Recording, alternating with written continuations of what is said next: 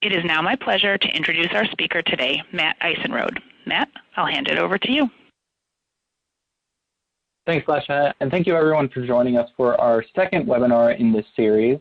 We're pleased to have you here, and today we're going to be talking about the components of an effective and compliant emergency preparedness program, or the Emergency Operations Plan. Before we jump into everything today, we wanted to talk a little about who Russell Phillips Jensen Hughes Company is. We are a company that does a large gamut of consulting for healthcare, everything from life safety code inspections to fire safety, both in the OR and building environment, as well as emergency preparedness. On the screen, you see kind of the three buckets we fall into. The first is the CMS and the authority having jurisdiction requirements. We have a lot of individuals on staff that sit on technical committees that help shape these standards and requirements going forward. We look at best practices. So if you look at any disaster that's happened in healthcare, looking at Joplin or Hurricane Sandy, we typically go there. If bad things happen, Russell Phillips tends to find out what went wrong and then learn from those lessons and help deliver that back to the community and the healthcare partners that we serve. So hopefully you'll gain a little knowledge from what we'll discuss today and be able to use that to enhance your programs. So like I said, we're going to be talking about the Emergency Preparedness Program, and this slide here shows just a little bit of kind of the building blocks of that program and what the plan looks like. We're going to dive into most of these, so I won't spend too much time on this slide, but I do want to raise your attention to the Incident Command System block there and the full building evacuation plan. We will skip those topics today. I will touch very briefly on them, but the next series of webinars will focus on them more specifically and provide more detail because there are a lot of components to those two areas.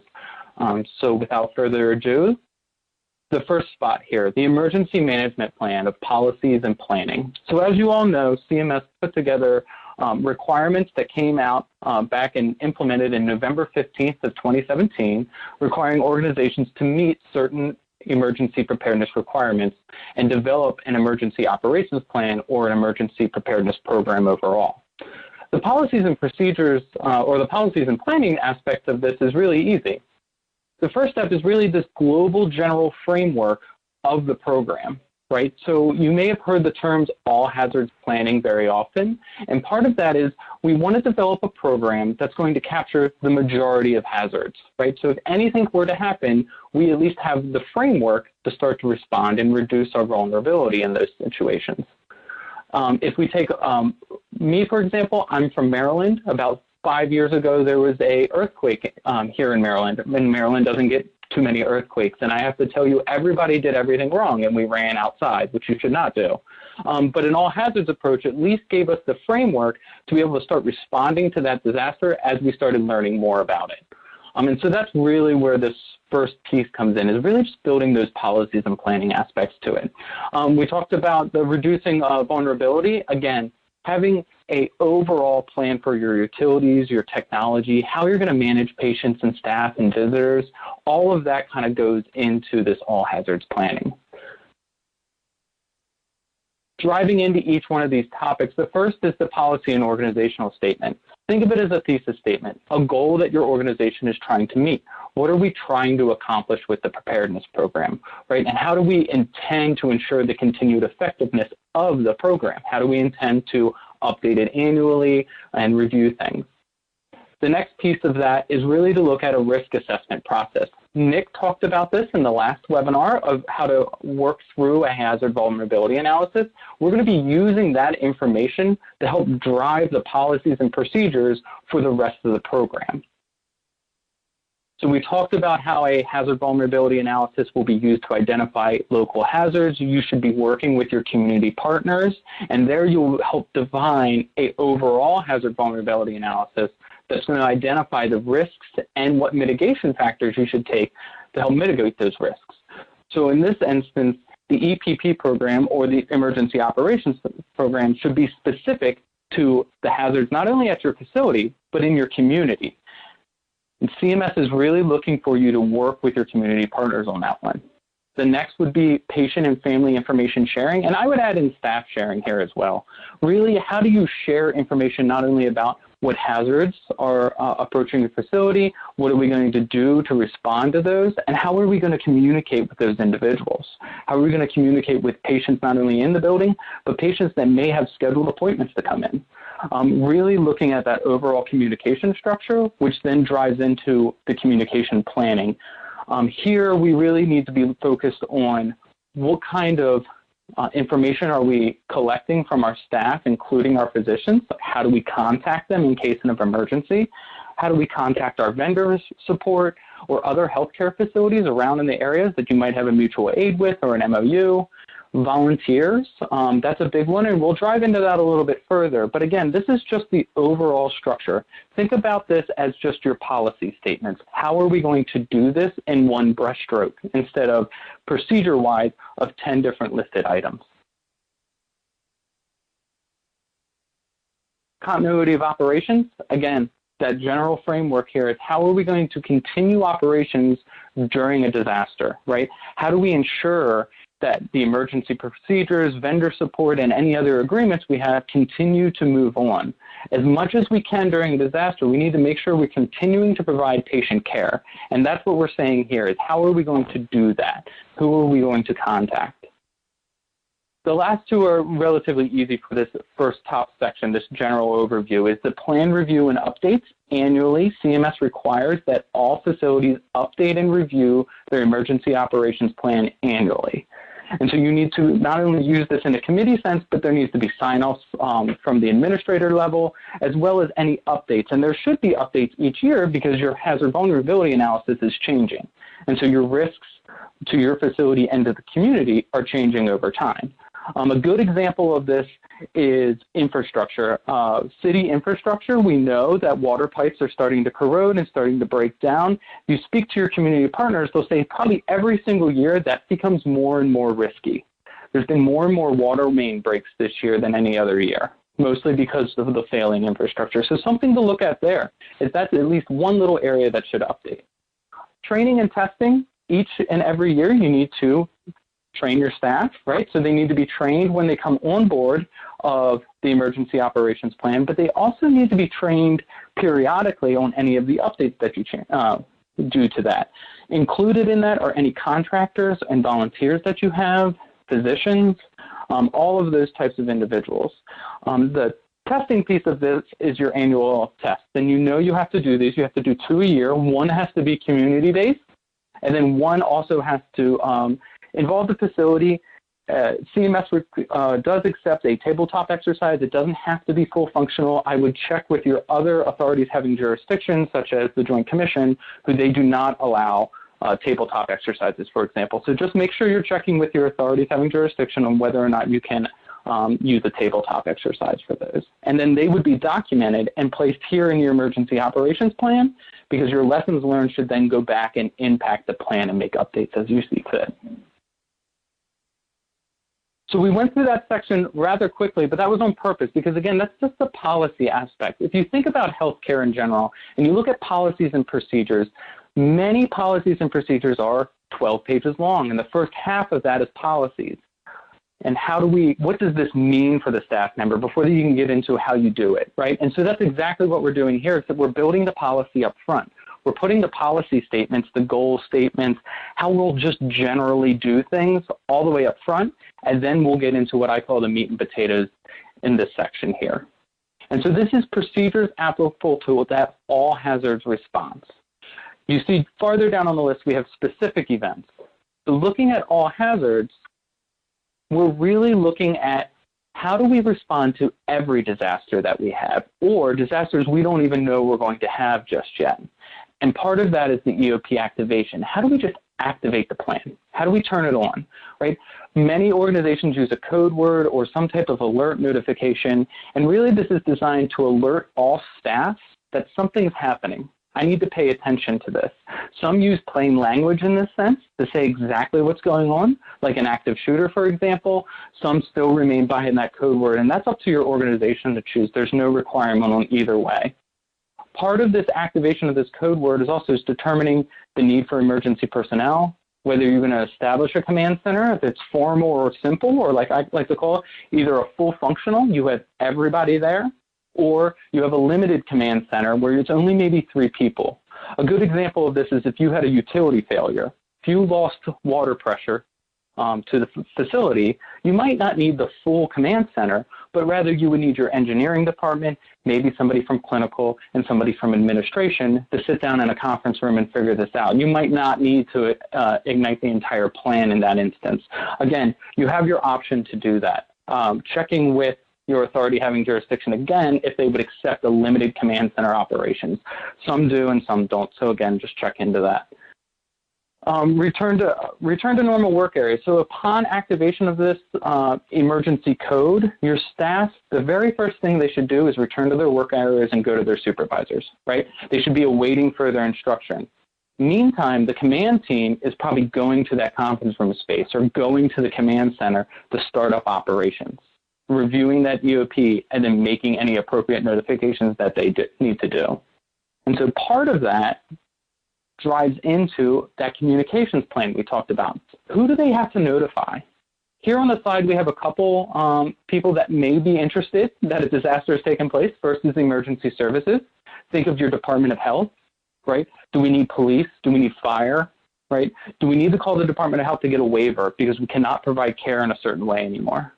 Your administrator of the hospital definitely wants to know, along with the director of nursing.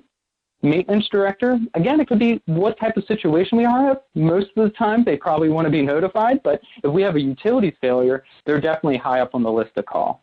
Medical director for medical staffing, and then any corporate contacts. If you're a part of a corporate system, more than likely the corporate's going to want to know because they can help you with certain types of resources. Again, this is not an all-inclusive list. You could be calling many other people, but this is really driven for you to identify who are my key contacts in the beginning of this stage. Once we've identified who we need to call, how do we do it? CMS is really driving down on this point lately of communication. They want to make sure that facilities not have multiple ways to communicate with different agencies and different individuals. So primarily it's by phone, right, by landline phone, but all of our landline phones most of the time now are connected to the internet in some way. We have our cell phones, but we all know during a disaster, cell signal typically goes down. We have portable radios, fax lines, emails, websites. Websites, if we look at website, media, and social media, that's somebody to talk to your director of marketing about. Can you post information to your website? It's a great way to push out information to the public, information to your staff to go check the website, right? Maybe we can post information to our internal website so then staff on every computer can see updates as we need them. The other one would be phone system recordings. That's a big one. If somebody were to call the hospital, they can receive a simple recording of what's going on and then press 1 to reach an operator, press 2 to get more information, press 3 if you're media, right? It starts filtering out some of those calls for your operations staff. Runners is an internal system. Of course, if you lose all communications, you can continue to pass word along through runners. And one that's not on here that I highly recommend is ham radio, the old dialed radios. We see them in healthcare quite often, and many of us, of course, are not trained in this, but there's 2 very good groups, amateur groups. There's probably definitely much more that I would strongly recommend to reach out to. We've seen them being used in all sorts of disasters. They're a really great last resort if you absolutely need them, but a ham radio probably should be on this list too. But again, potential methods of how you're going to contact people. So now that we have activated the plan and we've contacted who we need to contact and we have those communication methods open, now we need to look at managing resources and assets. Part of this is you'll see it says prepare for 72 to 96 hours. This is really in the industry referred to as the 96-hour assessment. The idea here is to look at what sorts of resources do I have on site that will last me to 96 hours, right? Whether that's water, it's industrial water used for boilers and other utility systems or potable and drinking water, electricity and generator fuel, oxygen, whether that's the bulk oxygen or you have e-cylinders, food, linens, clinical supplies, housekeeping supplies. You can run the gamut of lists here of what you would actually need during a disaster. Now, we'll talk about this a little bit more, but here, Florida has some very specific rules. I'm sure all of you have heard, especially in the long-term care world, about the generator requirements. From what we know is that 72 hours is the target for you all to meet. That doesn't mean that you cannot exceed that. Of course, you can. I would also make sure you check with where you are in the state, in your county, so that way you're making sure you're speaking to your local health departments about this. They might have some other rules about that. And one really takeaway here is to really talk about, do I need to meet the 72 hours, or is it expected that I am there, right? Am I striving for it, or do I actually have to be there? And the local health departments will be able to help you with that as well.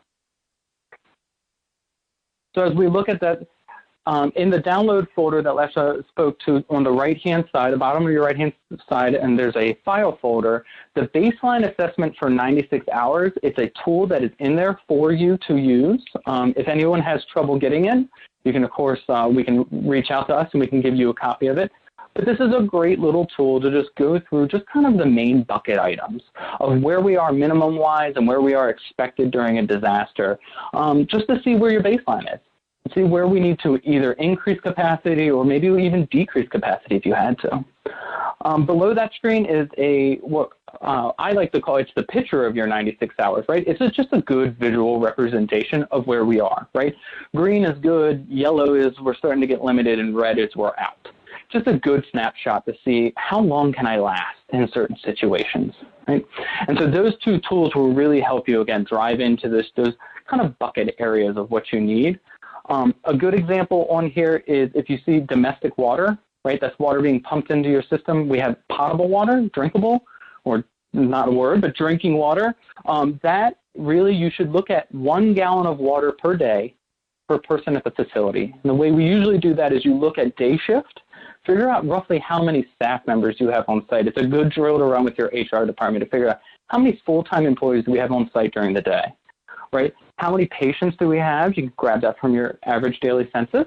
And then how many visitors do we have, right? That's a great question for security, to see how many visitors do we have walking through the door every day. And part of your plan would be, are we going to take care of them while they're here, right? Are we going to offer our resources and assets to them, or are we going to close the building and say all visitors that can go need to go home, right? Patients and staff will stay, and that's who our resources are really going to be looked at, right? Something to think about. Other pieces of resources and assets that might not come to mind right away is safety and security, right? Building a plan around security and safety, whether that's a lockdown, right? And how do we use that lockdown? If I trigger a lockdown of the facility, does that close the doors both ways? You can't come in, you can't go out? Or can I go out, I just can't come back in? Can staff come in, or is it totally locked down? Something to think about for lockdowning. And again, that would be an all hazards approach, a global plan, if you will, so that you can trigger a lockdown in any situation. Same with managing staff. How are we going to manage staff during any disaster? How are we going to notify them? Another critical requirement is that you need to have a mechanism to be able to notify all staff. Many organizations do this through a mass notification system, but there's many different methods to do that, but you must have some type of method to do it, and CMS is specifically looking for that. Disaster staffing, how do we get extra staff, whether that's from a corporate level, whether that's through federal aid or state aid. Family and staff sheltering, so if there is a disaster, for example, it's Florida, if you had a hurricane coming up the coast, is the facility willing to accept family members to shelter in? Majority of the time, this is yes, because staff need to have those family members stay on site in order to care for them. So where are those family members staying? Are they added into your food index of how much food you have on site and water?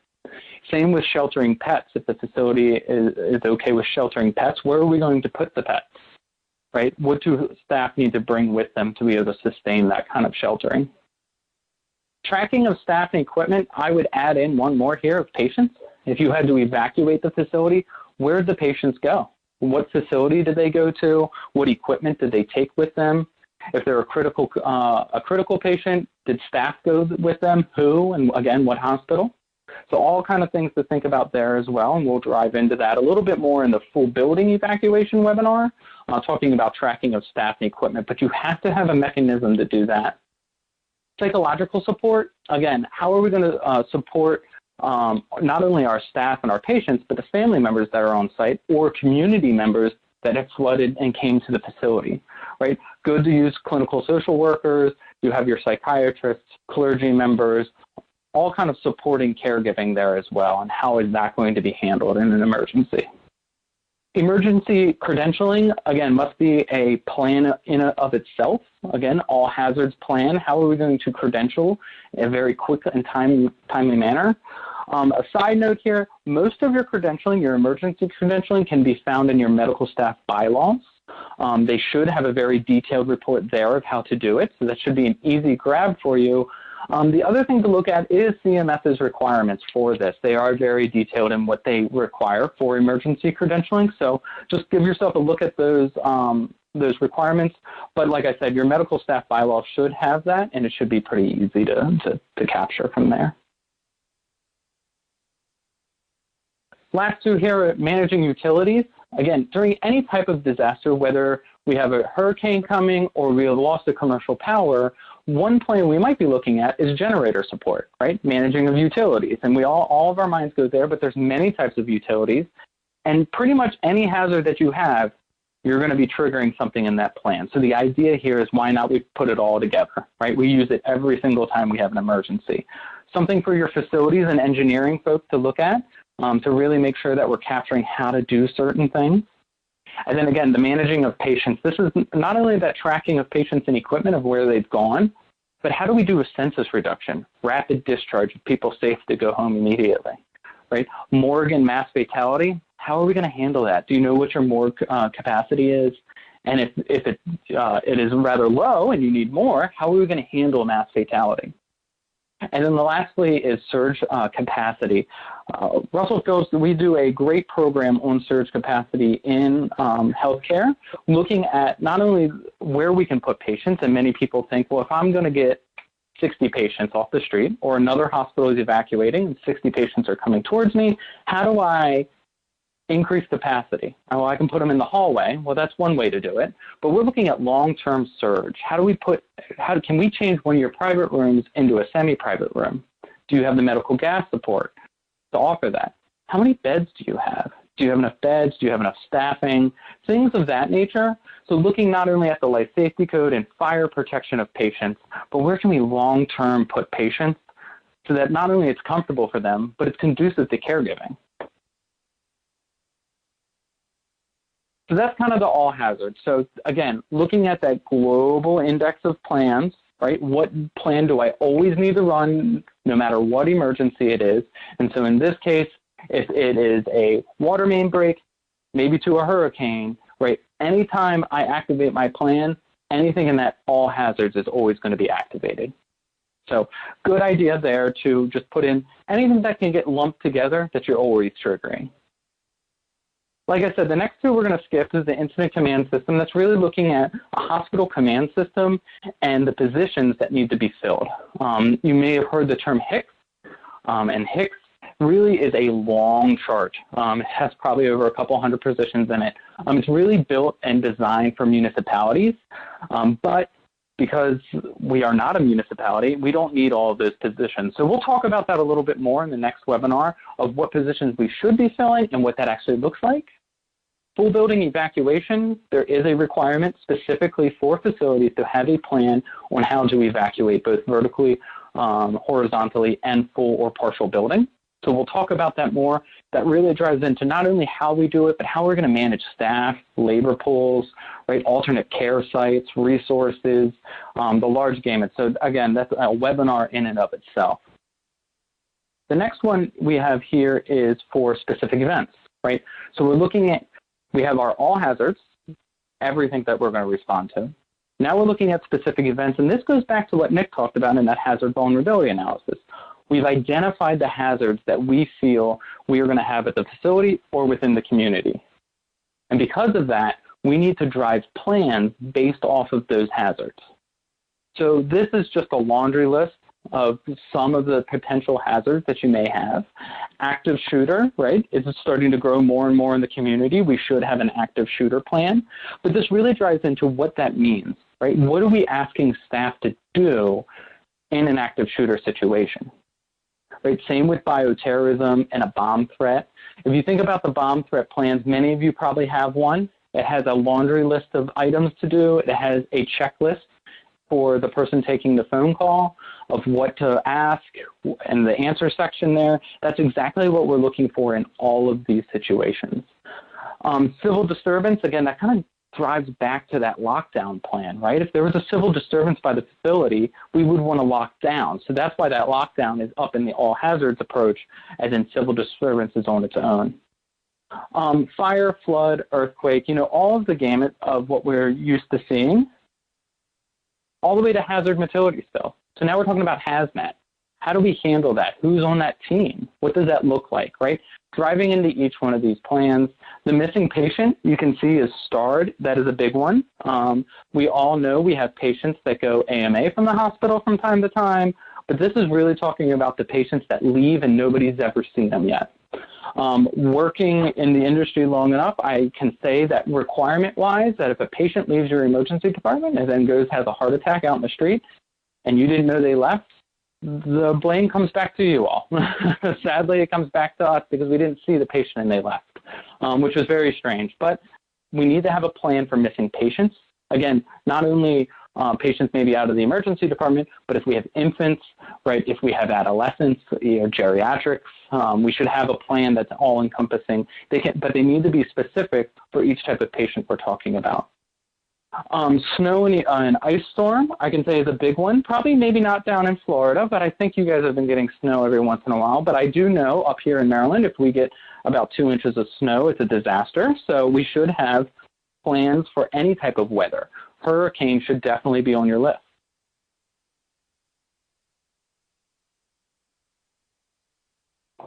Loss of central services. This is an interesting plan because some think that it probably belongs in the all hazards approach, but it's actually a specific plan. Central services can really mean a large number of things, and that's what's interesting about this plan and many of the plans you might see. Another good example is fire. You might have a fire internally, but you also might have a fire externally, so the plan would include both. Here, for the loss of central services, you could lose your air conditioning, cooking ability, commercial power, heating systems, right? IT systems. Imagine losing the medical records. That's another big one that CMS is really driving at right now, is loss of medical records and cyber attacks. You should have a cyber attack plan.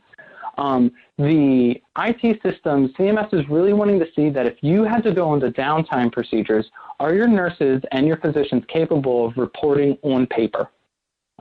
It has been quite a while since we've been on paper, not too long, but a few years now. And what we're seeing is a lot of young nurses have never reported on the paper before, and so they've only worked off the computer, and we are starting to see citations for untrained staff as it relates to medical documentation. So just something to be aware of is that you may have a downtime procedure and you may have downtime plans, but we need to make sure that we're educating staff on how to document while on downtime. We have seen cyber attacks across the United States. Many of them have not hit major news outlets, but we tend to see that some of these you might be off for a week, some you might be off for 6 months. So something to think about there. Nurse call system, again, is drived into your IT systems. Pretty much everything is. So if we lose IT, we might lose nurse call. How are we going to make it so that patients can communicate and request help and services from nursing or physicians, right? I guarantee you probably have a box of tap bells, old bells in the basement somewhere that could be used in that sort of situation. And then last is, like I said, telephone. Most of our telephones also operate off of IT. So if you lose the server, you're going to lose your communications methods as well. Oxygen and vacuum. If we lost bulk oxygen, what does that look like, or medical vacuum? And then water and sewer, again, we're starting to see a large number of water main breaks. So what does it look like if the facility loses water pressure or water in general? Again, a loss of central services plan is critical. You really should have one. And this ties, again, back into that kind of all hazards piece. So specific disasters, it's the laundry list of items that you need to prepare for, that you've identified in your HVA as well as the community's HVA. One thing you should look at is these need to be general responses to things, right? They need to be not too detailed, but detailed enough that somebody at 2 o'clock in the morning when a disaster takes place can follow it and move along with it. The next are your administrator, nursing, and maintenance, right? So your incident commander, your operations staff, and your logistics staff. All three of those need to be incorporated into the plan. What are those three buckets doing in the plan? And then they should also be at the table when these plans are created to say, this is what I would do. So those three items, specific department, right? Is there a specific department you need to talk to? Again, that loss of central services is pretty easy. That one I need to talk to facilities and engineering about. But perhaps other departments would be a fire plan, right? If I have fire response for a normal med-surg unit, that's significantly different than a fire response in the kitchen or in the operating room, right? Three very different types of responses. So some specific departments may need to have their own specific plan to them. And I would recommend that your kitchens and your ORs have their own specific plan, for instance. And then referencing to other procedures, this is really best practice here. Best practice says that all of your plans should correlate to one another as appropriate, right? So if we have a wildfire in the area, that should be a wildfire plan that's connected to how do we shut off the air conditioning, right? Back end of that central utility. How do we shut off the air handler so we're not sucking in all the smoke into the facility? Same with cooking, right? And if you have those fire response plans and things like that. So really think about how we can interrelate these plans to one another. And that's really what we're looking at is coordination of the whole gamut. The last piece is consistent format, as you see at the top there, is really we need to make sure each plan is formatted the exact same way. What we're looking for here is that, again, if I pick up a fire plan or if I pick up a generator plan, they should look almost identical in format and style. And that really just helps the end user work on multiple procedures at once, especially if it's 2 o'clock in the morning, again, when disasters take place, and I pick up a piece of paper, I just want to make sure it all looks the same so then I know exactly what I need to start reading and start working on rather than trying to hunt down different forms. So a really good approach there, if you have a lot of these plans, just make sure they all kind of look the same. Okay, so now we're going on to emergency lists. So we've talked about all hazards. We've talked about specific events and what we need to plan for and that we need specific plans for specific things. But now we need an emergency list. Really here is CMS is really looking for organizations that have a list of what I refer to as things, right? First and foremost, just key information about the facility. How many licensed beds do you have, right? What are your phone numbers, your fax numbers? Where's the command center located? The phone numbers for that, if it has an email address, all of that kind of just general information. Part of that also gets into, my generator information. Right? Your facilities and engineering folks should have an idea of how many kilowatts and amps it runs off of and how much fuel it holds and how long does it last and things like that. Again, all just really good generalized information during a disaster. If you think about if we had a disaster going on and I wanted to know how long my generators could run, instead of somebody running and trying to figure that out for me, I should just have that in front of me. So now I know how long I can last on emergency power before I need to fill up. Disaster kit. Many facilities are starting to utilize disaster kits similar to your downtime kits you may have on your units. Some keep them on the units, but then flashlights usually go walking. So some keep them elsewhere and then they deploy them as necessary. Really, these disaster kits might have downtime forms in them, a flashlight, all sorts of different things that they might need during a disaster. It really kind of depends on the facility and what they think each individual facility needs. A lot of them might be rapid response forms, so forms that the units and departments are going to fill out and then get back down to the command center so we get an operational status kind of going on. Emergency response agency contacts. I call this alphabet soup. CMS is really driving into this one as well, and they're starting to cite it more and more, is that they want facilities to have a laundry list of emergency contacts, not only for federal agencies like the FBI and the CDC and CMS's main office in Baltimore, but also have your state and local contacts for your health department, maybe your FBI field office, if you have a regional healthcare coalition, if you have a local emergency management office, all of these phone numbers, and they're really driving in saying, show me the phone number for the FBI. And they want to see it in your plan. Some people might think, well, I'll never call the FBI's office. If you actually drive back to the special or the specific events, if you call your FBI office, I guarantee you somebody will come and help you write a bioterrorism plan, because I've done it numerous times. So, they are really good people to know and get a hold of. It's also really good that if there's a disaster going on and 5 facilities are impacted, but that one specific person at the health department, that might help you because you have that personal connection with them. So make sure that you have your Rolodex of your alphabet soup and all those kind of contacts for all the different agencies in the area that you would need to get a hold of. Part of that, too, is the CMS regional office for your area. That is for the 1135 waiver. So if a disaster has been declared and it's a public health emergency, healthcare facilities can request an 1135 waiver, which basically is you are requesting to waive certain CMS requirements and regulation as long as the regional office and CMS approves of it. So that is a number you should have just in case you need to declare an 1135. Next topic on here is really emergency bedding. Thinking about how many beds we have. Been to hospitals all over the country. Some hospitals have 100 extra beds, some have 3. But it's really, again, something to think about, especially with surge. If you're going to get an additional 80 patients, do we have the bedding for that? And who do I have to call to get more beds? Same with linen. Linen would fall in there as well. Emergency food, kind of going back to your 96 hours. Do we have an alternate meal plan, right? And what is that? What food do I have on site? And is it part of my normal stock and my normal par levels, and what does that look like? Again, keeping a list of what that is. Emergency transportation equipment, whether you have evacuation sleds or stair chairs or anything like that to get you out of the building. Elevator keys. In elevator keys, I would really add in other aspects such as badge access keys, so full access keys, and that's really for, again, active shooter situation, or you have an internal fire.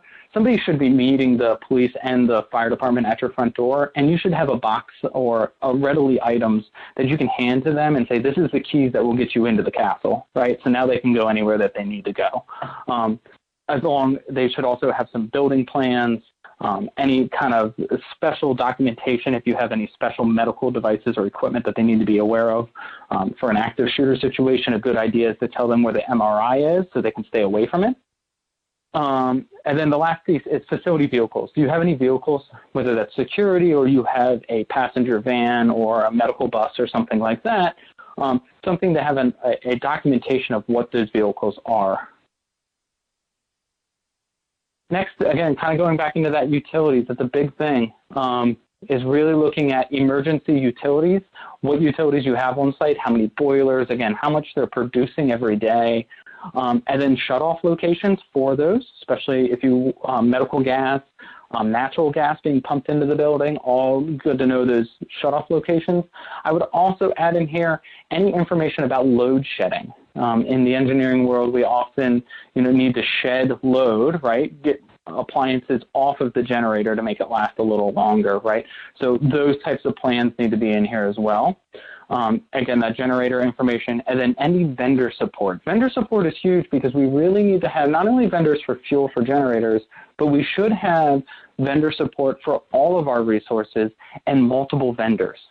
I can probably guarantee that most of the hospitals and organizations around probably all use relatively the same vendors, right? And during a disaster, they're not going to be able to service all of you at once. So it's a good idea to have multiple vendors at different distances in case of emergency. That's kind of what we're talking about here. Again, housekeeping, food services, transportation, right? If you have an MOU or vendor support for transportation, Maintenance and restoration, so any kind of maintenance needs you have, whether that's repairs or delivery of items, right? Delivery of parts and services. Nursing, if you have vendor support for nursing. Pharmacy, a good one to look at for medications. Many hospitals aren't doing too much compounding anymore, so something to look at there. And then respiratory therapy as well, looking at, oxygen, ventilators, especially with flu season kicking up. Do we have enough ventilators, and who are we renting them from, and who else is renting from that person as well? One that's not on here is blood bank. Really look at your blood bank and how they share blood with other blood banks and the American Red Cross. Probably another good number to have on your emergency list is the American Red Cross.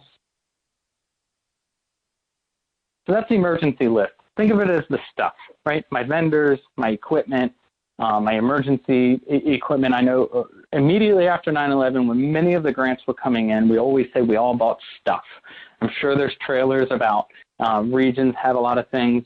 You need to have a list of all of that, is what that section is. The last section here is COOP and the recovery plan, right? Continuity of operations and recovery. And what does that really mean? And so there's 3 phases of recovery. And this is the idea is that you have an immediate recovery, right? And that's actions taken until external services can arrive and help you, right? So just the immediate recovery of a facility. Long-term temporary recovery, as we call it, is really the actions and equipment that allow you to continue to operate at some level until you reach back to that kind of pre-disaster condition, right? Until you reach back to normal conditions. And then the last piece there is full recovery, and this is when you have fully recovered. So the idea here is you need to have this 3-phased approach. After the disaster is all said and done, right? The immediate danger is gone, right? And we're starting to kind of get control of it. What does an immediate recovery look like, right? What does that look like for staffing? Are we sending staff home, or do we need to retain staff? How are we taking an inventory of supplies, right? What do we need, right? Starting to get those lists of what you need to start operating again. That's when the long-term temporary recovery comes on. Here, you're really looking at what equipment, what staff, what kind of stuff do I need so that I can operate at some level. You might not be all the way back at your full services again, but you can operate in some capacity. And then full recovery again, you're done, you're back up to normal operations. One item that's not on here is what we refer to as demobilization, right? And so this is the gradual disbandment of resources and assets that were activated during the disaster. That can start immediately during long-term, or maybe at the end, but that's up to you and the command center to figure out when do we need to start demobilizing people. If you think about staffing as a good example of this, and the fact that we have called in all of our staff, right, for a disaster. When can we start sending people home? Because I'm going to need them in a day or two to come relieve staff again, so we can kind of get back up onto a normal shift level again. Something to think about there for that kind of demobilization. But your recovery plan really needs to be all-encompassing of these 3 plans, and try to make it like a checklist, right? We're going to do step 1, and then we're going to move to step 2. And hopefully when you hit step 30, or whatever it might be, you're fully up and running again. So that's kind of the COOP, as I call it, and the recovery plan. And then the last piece here is the appendices. This is where you're housing everything. I like to call it, this is the surveyor handbook, as I like to call it. It's holding all of your documentation that you need, right? It's going to have your HVA, not only your facility, but your community one. It's going to have evidence of your analyses and your reviews over time. Any mutual aid agreements or MOUs that you have. The evacuation sites and stopover points are really good ones. Whether you have one with another facility to share staff and resources, you're all part of a coalition, so the coalition piece of that. A compliance schedule or calendar is a really nice addition here. We're starting to see them pop up, and this is literally a calendar that you're putting on specific dates of things that need to be updated. So if you update your HVA every single year on May 15th, then on your compliance schedule, you have to say that the HVA is due on May 15th. If you do it on May 16th, it's no longer compliant, and you will get cited for it. So making sure you have a compliance calendar. Another good one is to schedule out your exercises throughout the year if you can. right? Especially working with your community partners early in advance, because everybody's calendar is busy, to try to schedule a community exercise later on the year.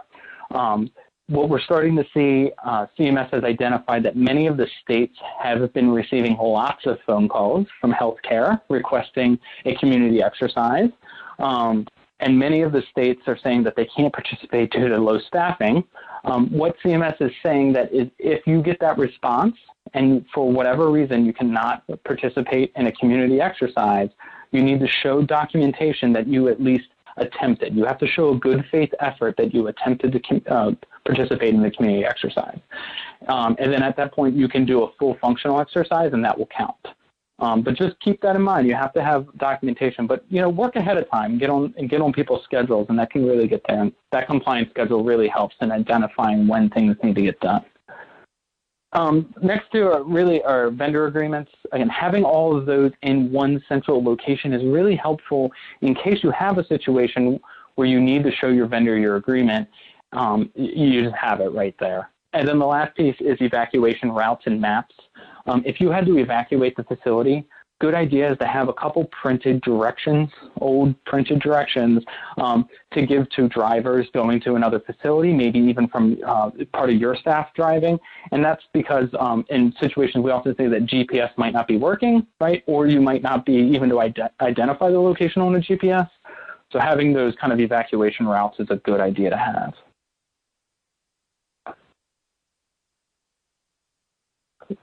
Any other potential supporting materials, patient and responsible party, so any emergency communications plan for them, right? So family members, how are we going to communicate with them and the responsible party? Again, here might be just some documentation that you have or some quick notes that you can pull out and give to media if you needed to, things like that. Staffing education curriculum, again, this is a big one. We talked about this in the beginning, saying that staff need to be trained upon hire, and then therefore annually on the emergency operations plan, and they should be aware of their role and responsibility in that plan. Post-test training, really, you need to show that staff are competent and have the skills in emergency management. We're seeing a lot of that being done by pre and post trainings. You need to maintain that documentation. Again, just a really easy place to put it there so that way you have it and you always know it's at the back of the emergency operations plan. Collaborative or cooperative planning efforts, documentation, again, that kind of goes back to what I was saying about the state. But if you are planning or you have participated with somebody in planning or in testing or training, this is a good place to put all that documentation. And so you have it, you can refer to it year over year. And then the annual analysis. This is a great area just to have what changes have you made, and then what have we reviewed over time, that documentation, and then that big key at the end, sign off. Have an actual signature and date of that. So that way, every single time you have a survey, you can flip to that page and say, yep, we reviewed it. This is what we reviewed. This is what we changed. And this is where we signed, right? And just making sure you have those sign-offs for that. So with that, we're at the end. If anybody has any questions, then I will pass it back to Alicia so she can open up the line for us.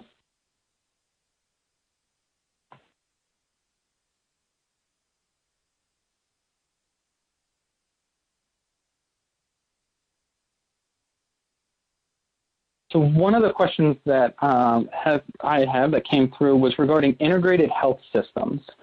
There is, and they were wondering, does each facility in an integrated health system need its own emergency operations plan? And the question to that is yes and no.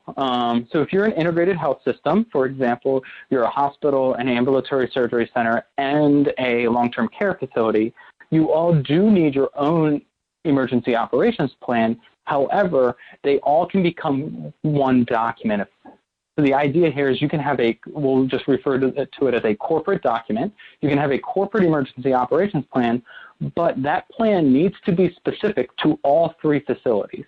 So it needs to have all of the hospital elements.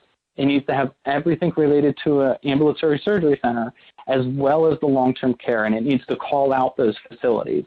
So yes, you can. It is a larger document, but they need to be specific in its own sense as well. You can't just have this global overarching that just says the organization will. It needs to actually call out those organizations.